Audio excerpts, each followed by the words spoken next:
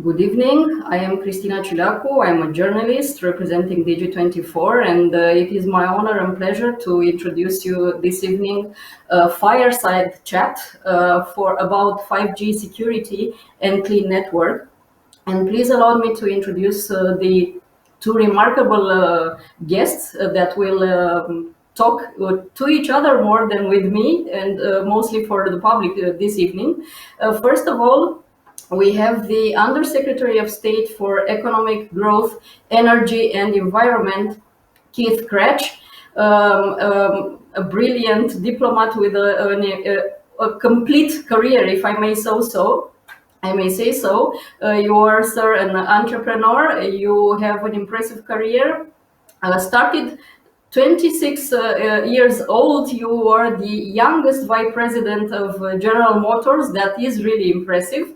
And the other guest of this evening, I guess he needs no presentation for the Romanian public, but I have to say, of course, Mr. Mircea Geoana, in his capacity of Deputy Secretary General of NATO. Sirs, welcome this evening. I would like to start with a question for the Undersecretary of State. You just returned from an important European tour, including visits at NATO and the European Commission. In your view, sir, where are the American allies situated when it comes to 5G and related security conversations? Yeah, it was an absolutely fantastic trip. It was 8 countries, 10 cities. Right now, there's between the EU and NATO countries, there are 25 countries that are now on the clean network. So that means that they only either use or they're committed to only use trusted 5G suppliers.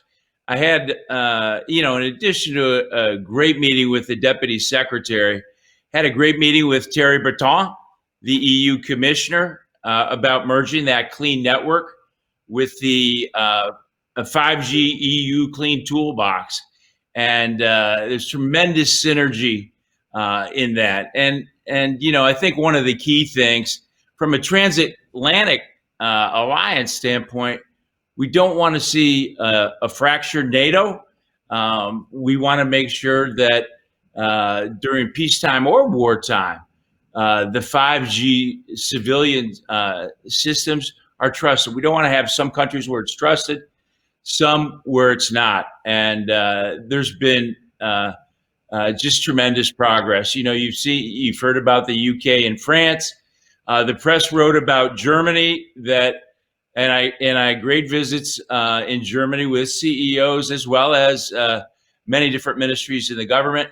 The press stated they're writing those regulations right now that in essence is going to keep out untrusted vendors. Belgium just announced their telcos are all now clean. Luxembourg did as well. Albania and Estonia joined us on the clean path. And it also Spain, Portugal, as well as Austria are writing standards based on the 5G EU Clean Toolbox.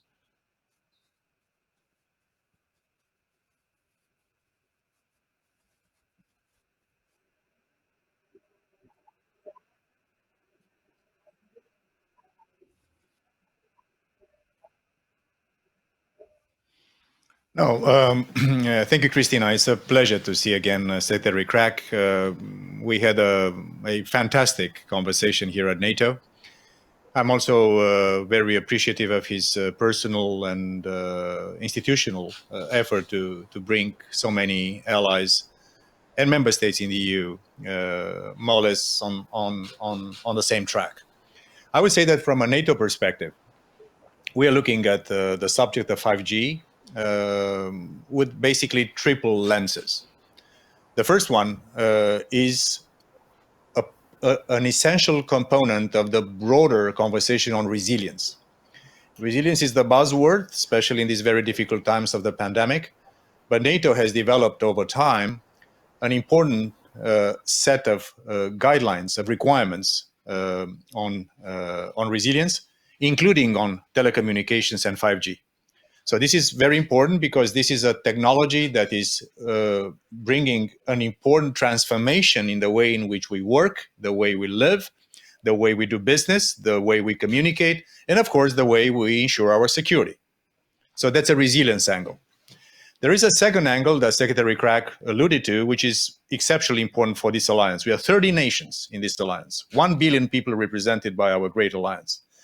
But the issue that the Secretary referred to, interoperability, is also a very important topic in NATO. That's the essence of this alliance. We are not in the position to work together, to defend each other, to bring peace and stability not only to the 1 billion people we have pledged to defend, but also to bring peace and security around the world if we are unable to use the same kind of instruments. And telecommunication, also for our military, not only for our civilian networks or economic users, is also very, very much important. And the third angle to this conversation, that also the huge business experience and the fact that Secretary Krach built in his previous incarnations before joining the administration. He was one of the, and he is one of the biggest business leaders in terms of new technologies. So also in NATO, we are looking at 5G together with AI and data, together with blockchain, together with space, together with biotechnology, together with the other new revolutions in technology as part of our emerging and disruptive technologies roadmap that our leaders, President Trump, the President of Romania, all the NATO leaders in London last year instructed us, gave us marching orders to work on this thing. So I say that if we do this right, and I have absolutely no reason not to say that we'll be doing this right, all of us, I'm convinced that this will also be opening a method, a way forward for us to be able, as a NATO alliance, together with our European allies, together with our North American allies and friends, to really develop a sort of a very solid method to work together, to find solutions together. And when we have sometimes differences of opinions and more tactical differences, this is the best way. And I applaud the superb effort that Secretary Krach has undertaken. His European tour was one of the most successful ones I have witnessed in recent time. And I'm only confident that he will return to Europe. And sir, I look forward to meeting you again and continuing our conversation. I do as well. Thanks so much. And the Secretary, if may I ask, on a personal level, how did you find this visit? Because I have to say, before we started live our conversation, you both were very happy to see each other again. How will it look, the cooperation between the United States and European Union and, of course, NATO when it comes to 5G security? By the way, I was so obviously so pleased with my discussions with the Deputy Secretary as well as the officials in the EU. Thierry Breton, who's the EU Commissioner responsible for 5G, he's an old friend. I knew him when he was the CEO of Bull and the CEO of French Telecom. And he really, I think he's done a great job in terms of creating that 5G clean toolbox. We discussed, Deputy Secretary and I discussed a lot about that and the synergies between that and the clean network. Because if you look at the clean toolbox, they set the criteria for high-risk suppliers. They also designate that the European suppliers meet that criteria in terms of the clean toolbox. And then also one of the things that he did is he said all the telco operators in the European Union are responsible for that 5G clean decision. And if they choose a high-risk supplier when something goes wrong, that they're personally liable. And I think that's a big deal. And in my discussions with a lot of the CEOs of the telcos in Europe, That really hit home. So I think if you look at the combination of this clean network, you look at what NATO needs to accomplish in terms of interoperability, and you look at what the European Union is doing, it's great. And if you look at the clean network, it's really a comprehensive approach to addressing the long-term threats of data privacy, security, human rights, trusted collaboration posed by the Chinese Communist Party. And the clean network is rooted in internationally accepted digital trust standards, like the Prague proposals, and it represents the execution of a multi-year enduring strategy built on a coalition of partners. And now it's sparked a wave of over 40 clean countries and 50 clean telcos all over the world, as well as a lot of global companies like Fujitsu, Cisco, NTT, Oracle, HP, Reliance Joe, SoftBank, VMware. Because when these companies, these multinationals go and invest in countries, they want to make sure the networks are trusted. So it's actually really sweeping the world. You have other members on that, like Japan, like Australia, India. Now they've chosen nothing but clean vendors. You've got Taiwan, Vietnam. So we're seeing it all over the world. But the collaboration in terms of building that transatlantic alliance is strong. And what's interesting for me is to see over the last few months, citizens of the world and citizens in Europe have woken up to the truth about the Chinese Communist Party's their doctrine of concealment, co-option, and coercion. And they understand that the pandemic is a result of the concealment of the virus. They also have seen that Hong Kong has been co-opted and it's eviscerated the freedoms of its citizens. And they also see the coercion in Xinjiang that have grown into some of the worst human rights abuses in a long, long time. And these citizens, they don't like it. And what that's doing is it's given the political will to government leaders and to corporate CEOs all over the world. Here in Washington, on both sides of the aisle, whether you're Democrat or Republican, it is the most passionately unifying issue of our time. So we see that happening now everywhere, because really the world is waking up to the CCP's surveillance state, this 1984 Big Brother Orwellian state, which has enabled the backbone for that is Huawei and his 5G. And then it has all the appendages coming off of, whether it's cloud apps, underwater cables, those kind of things. And that's what the Clean Network addresses. Deputy Secretary Geoana. Yes.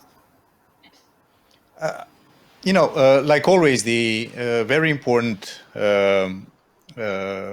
thinking of Secretary Krach is also triggering some further considerations from my side. And I think that what we are witnessing today, and it's remarkable that in a relatively short period of time, so much cohesion has been brought to this very important and sometimes difficult topic. I'll make again three, let's say, remarks on this one. The first one, and I think this is what Secretary Krach brought to this conversation, the engagement with the private sector. Also here in NATO, we are a defense alliance. We are a military alliance, political military alliance. But today, 90% of all the research, including on defense-related issues, technology and equipment, is done by the private sector. So I think that as important as his meeting with me, with Thierry Breton, the fact that the Secretary met with the CEOs of the most important telecommunication corporations in the world, many of them present in markets in the case of Romania, because there's not a Romanian national operator, telecom operator. All of them are the big players internationally. So it is very important. The second dimension of this very interesting precursor for even better things to come in the transatlantic relationship is the fact that NATO and EU, we are working on this one in a very complementary way. NATO builds standards, baseline requirements on resilience, the kind of things we do. European Commission, European Union, they have a toolbox, let's say on 5G, on cyber, they have a toolbox, which sometimes is even more effective in terms of implementation because the Commission has regulatory power that NATO doesn't. So I think what we are doing now on this very topic, and also on cyber, on hybrid, on disinformation, military mobility between NATO and EU, is also a way to show that NATO and EU, we are indeed two sides of the same coin. And the third angle of this conversation, which I believe is probably the most important, is that on topic like this one and many others, there is also a sort of a rallying of all democratic nations around the world, what we call the political West, which is sometimes a little bit presumptuous from our side in Europe and in North America, but also the fact that on this thing and on many other things, we are working with NATO valuable partners in the Asia Pacific, like Australia, like Japan, like Korea, like New Zealand, like we're working with many partners all over the world. I think this is, as I mentioned, the precursor for something that could eventually and hopefully lead to a coherent method of approaching sometimes difficult questions, where is a combination of geopolitics, geoeconomics, and private business interests. And I think what the Secretary has been accomplishing on behalf of the US administration, but also in cooperation with NATO and the EU, and also with other players all around the world, in the democratic world, is just very encouraging for things that are to come, because the topics that are ahead of us will continue to be complex. These new technologies are complex. For those, we need regulations. We need also the right kind of incentives for the private sector to continue to be innovative. We cannot stifle innovation by over-regulating these things. So I do believe that this topic, important in itself, very important in itself because of the consequences of these new technologies, is also a very important precursor for a method in which the allies on both sides of the Atlantic and the political West as a whole, we can address things that are of topical importance for human mankind and also for our interests, for our democracies, for our freedoms, for the way in which we construct open societies and liberty for our citizens. So that's why I applaud, and that's why I wanted to be at the Bucharest Forum. And by the way, Bucharest Forum the organizers should be applauded. I think, Mr. Secretary, you can agree with me in choosing the topic of resilience, acceleration of history, and what we call pandenomics, because there is also an economic rollout after this very complex period. So I'm personally very, very happy of the interaction with the Secretary, and of course, we are looking forward to continuing this very important conversation. Yes, and I couldn't agree with more, Deputy Secretary. You know, if you look at this is the question of our time. And this is free nations, freedom versus authoritarianism. And these technologies are tremendous enablers for authoritarianism. So it's really about that. And if you think about, I think what the magic formula is, and you absolutely hit on it, is building that alliance of democracies, that freedom coalition, that global trust network that is comprised of like-minded nations, companies, and civil society that operate under a set of trust principles. We would call them democratic values in Europe and the United States. And those are things like integrity, accountability, reciprocity, transparency, respect for rule of law, respect for property of all kinds, respect for sovereignty of nations, respect for human rights, respect for the planet, respect for religious freedoms. And this is for all areas of whether it's economic collaboration or security. And what's interesting for me coming into the State Department, I've had about 80 bilaterals with my counterparts, different countries. And the 800-pound elephant in the room always is that China retaliation, because people are terrified of it. Companies are terrified of it. And you see examples of it all over the world. And the one thing that I do know is that when you're confronted by a bully, they back down when you confront them back, and they really back down if you have your friends by your side. So I think if you look at this, exactly what the Deputy Secretary is talking about, this transatlantic alliance and building allies, in the Asia Pacific and around the world, there is strength in numbers, and there is power in unity and solidarity to stand up to authoritarian regimes. And up to this point, they've been always wanted to fracture them. But I think you're really seeing really coalescing around that. And be honest with you, I think between the pandemic and Hong Kong, that really kicked it off.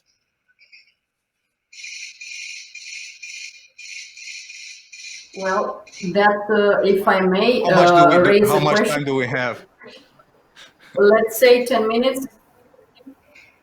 Okay, let me just come with a new, if you want, angle to this very important conversation. Why NATO has been and will continue to be the most important and successful alliance in human history, because we're always able to stay true to our values: freedom, democracy, rule of law, individual liberty. This is something which is uniting all of us. Secondly, because of our capacity to permanently adapt to a changing environment. And now the environment and global politics is shifting very, very fast. And thirdly, because we always kept our technological edge. We always been there. And this is why it is very important for us on this topic, on other topics, just to remind ourselves that this trio of ingredients that made our alliance so successful, these ingredients need to be nurtured and permanently fueled with fresh ideas and the same enthusiasm like the founding fathers of our alliance have done 71 years ago. Having said that, there is also a word that triggered my attention when Secretary mentioned the word trust. And the fact that our public opinions are asking from the political leaders of our democratic societies, from the corporations of our system of free markets, from the other stakeholders, civil society, academia, a level of trust. This conversation is also about building or rebuilding trust within our democratic societies. Because this competition for the commanding heights of the way in which the world is organized as societies between free, open, democratic societies and closed authoritarian counter-propositions of organizing human society is a struggle that we have to continue to invest in and continue to show to our own citizens that living in a free society is better than to live in a closed society, that innovation thrives in an open society, that you just cannot. I'm coming from Romania. I say we live under communism, and sometimes it's difficult for me to explain to, let's say, Western European and even a North American and American friend, and we have so many, what was like to live in darkness. So when it comes to these technologies, they can also empower, but they can also empower the dark side of our societies. So that's why I believe that this kind of exercise is also about building trust, not only amongst nations, but between our public opinions and the way in which we make the proposition for the future. Democracy, alliances are always based on values. They're always based on permanent adaptation and always based on trust. And I think the word trust that the Secretary has brought so many times in his conversations, also with us here in NATO, is one of the most important ingredients. And I think we have to nurture that. We have to invest in that. And this is why this alliance has been, is, and will be the most successful alliance in human history. Well, if I may raise a question, because unfortunately the world is also full of states that cannot be trusted. How shall we deal on the future terms with China? And of course, Secretary Krach, please answer the questions first. And secondly, Deputy Secretary Geoana, to show us the view of NATO upon China relations. Absolutely. And by the way, I think it comes down to exactly what the Deputy Secretary said, and that is trust. Because for me, trust is the most important word in any language. It's the basis of every relationship. You, in the business world, you buy from people you trust. You partner with people you trust. And that is the acid test. And you know what's interesting for me in those bilaterals that I had when they were talking about China and of course Russia and so many of those Eastern European nations, as the Deputy Secretary said, have experienced that darkness. My generation hasn't experienced it in the U.S. But what we're seeing now that's happening is nobody wants to live that way. And there is no sustainable prosperity without liberty. So the question is, so what do we do about it? How do we treat them? I think we've got some great tools in our toolkit for that. The first one, I think, is transparency. And that's why so many times we're out there shining the light on malign practices. Because if you look at, for example, China's Great Firewall, you know, all the data comes in for their own use, for their AI and everything, but none goes out. But reciprocally, all the propaganda comes out, but the truth doesn't get into these, to the people of China. And we love the people of China. And by the way, you look at it, of a country 1.4 billion, they have over 1.3 billion that aren't in the Chinese Communist Party. And so transparency is a big one. I think the other big one is reciprocity, because they have been not playing by the rules for a long, long time. And if you look at the West, we are free traders. But when you have somebody come into a market and it doesn't play by the rules, the market is no longer free. So you've got to do something about that. And that's where I think building this global trust network, as Deputy Secretary was talking about, where we further strengthen those relationships with our allies and friends. I'll do three things. Further strengthen those relationships with our allies and friends, number one. Number two, leverage the innovation and resources of the private sector. I think that's the biggest delta for governments around the world. I know it is for the US. And the third thing is amplify the moral high ground of our democratic values. And I think those are the three keys. So I'll turn it over to Deputy Secretary to add on his thoughts. No, thank you very much. The rise of China is one of the most fundamental transformations in geopolitics and geoeconomics. That's a fact. And of course, NATO and our leaders in London last year, they basically instructed us to have a closer look to the implications of the rise of China. And of course, the rise of China is posing sometimes opportunities, because there is also business, there is still investments, there are things that are going on, but also a number of important challenges. And this is why we are looking very attentively to the implications from a security standpoint of the rise of China. NATO is a regional organization. We are a transatlantic organization. We have no intention in moving on to the Asia Pacific. But China is coming closer to our shores. They're coming in Africa. They are coming through infrastructure projects. They are coming through cyber. They are coming also from space. So that's a reality. And like an organization that is looking into security matters, NATO is paying a very, very significant level of attention to these implications. So if you look to if you want the labeling of these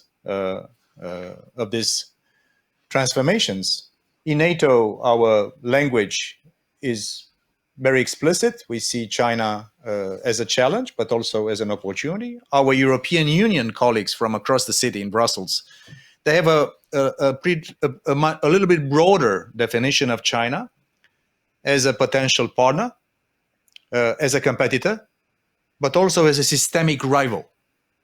And the systemic rival refers to what Secretary Krach was mentioning just a few minutes ago about an autocratic counter-proposition to the narrative of free and open societies that the political West is embodying. So this is why we're doing our part. We communicate. We are not seeking, a new Cold War or something like that. But in terms of the implications of the rise of China, that's obviously a political, an economic, and also a security challenge. China is investing a lot in its military. It is already the number 2 defense budget in the world after the US. They are increasing their capabilities, their arsenal, their navy. So there is, of course, also a geoeconomic and geotechnological dimension of this new reality. And as Secretary Krach has mentioned, we have to make sure that we keep the unity of the transatlantic family, the unity of the political West, and to decide selectively when there is a moment to engage and be and look into things that we need in terms of global governance. There are issues like that where China could and sometimes is a player. Other things that we are competitors or systemic rivals, as our European Union colleagues are saying. And this is where we have to stay together and basically protect our interests and protect our way of life and protect our security, because that's the business we are in. Yes. This evening we cannot stay together anymore. This is definitely a very interesting conversation, and it could be going on for days, not only hours. Thank you both, Under Secretary Krach, Deputy Secretary General Geoana, and hope to have another opportunity next time, maybe in Bucharest Forum 2021. Absolutely. Thank you so much. I very much appreciate it. It was a great honor. Thank you, Christina. Likewise. Thank you, Secretary.